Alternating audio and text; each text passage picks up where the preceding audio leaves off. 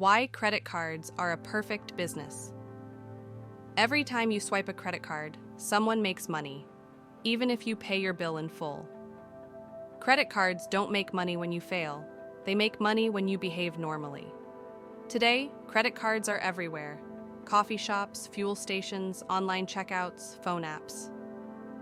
What looks like a simple payment is actually one of the most efficient and resilient business systems ever built.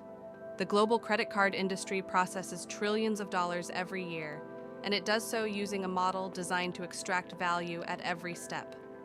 Not from one side of the transaction, but from everyone involved. To understand why analysts often call this a perfect business, you need to understand how the system is structured. A single credit card transaction involves four main players.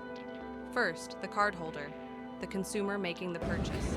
Second, the merchant, the business selling the product or service. Third, the issuing bank, the financial institution that provides the card and extends the credit.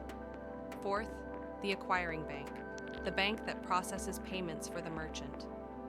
Connecting all of them are the networks, primarily Visa and MasterCard. These companies do not lend money. Instead, they operate the digital infrastructure that allows transactions to clear in milliseconds. Every time a card is swiped, this entire system activates, and every participant gets paid. When a customer pays with a credit card, the merchant does not receive the full amount. A small percentage of the transaction is deducted before the money reaches them.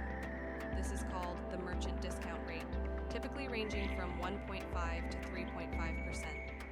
That percentage is split between the issuing bank, the acquiring bank, and the network. Even if a customer pays their balance in full every month and never pays interest, the system still earns money from the merchant. The business scales automatically with spending and inflation without needing to sell more products or hire more people. The credit card business is built on three primary revenue streams. The first is interchange and processing fees. These are earned on every transaction, regardless of how the customer behaves. They are predictable, recurring, and grow as consumer spending increases. The second is interest income.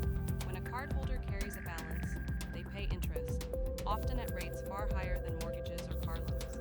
Because credit card debt is unsecured, these high rates are designed to offset defaults while maintaining strong profitability. The third is fee-based revenue. This includes annual fees, late payment fees, foreign transaction fees, and balance transfer fees. These fees are triggered by normal usage patterns, not extreme behavior. Together, these revenue streams ensure the business profits from both types of users, those who pay in full and those who do not. Beyond direct revenue, credit card companies control one of the most valuable assets in modern finance: transaction data. Every purchase reveals behavior, where people shop, how often they spend, what they prioritize, and when their habits change. This data is used for risk modeling, fraud detection, and strategic marketing decisions. Over time, it makes the system more efficient, more targeted, and harder to disrupt. A perfect business also needs a moat. In the credit card industry, that moat is infrastructure and trust. Building a global payment network requires massive capital, regulatory approval, merchant adoption, and consumer trust, all at the same time. Visa and MasterCard spent decades building this system. Replicating it today once the infrastructure exists, the system becomes highly scalable. Processing additional transactions costs almost nothing, allowing profits to grow faster than expenses. As the world moves away from cash and toward digital payments, credit cards remain central. They sit quietly between consumers and commerce, collecting a percentage from nearly every transaction. They don't rely on trends. They don't rely on innovation cycles. They rely on human behavior. Credit cards aren't financial tools.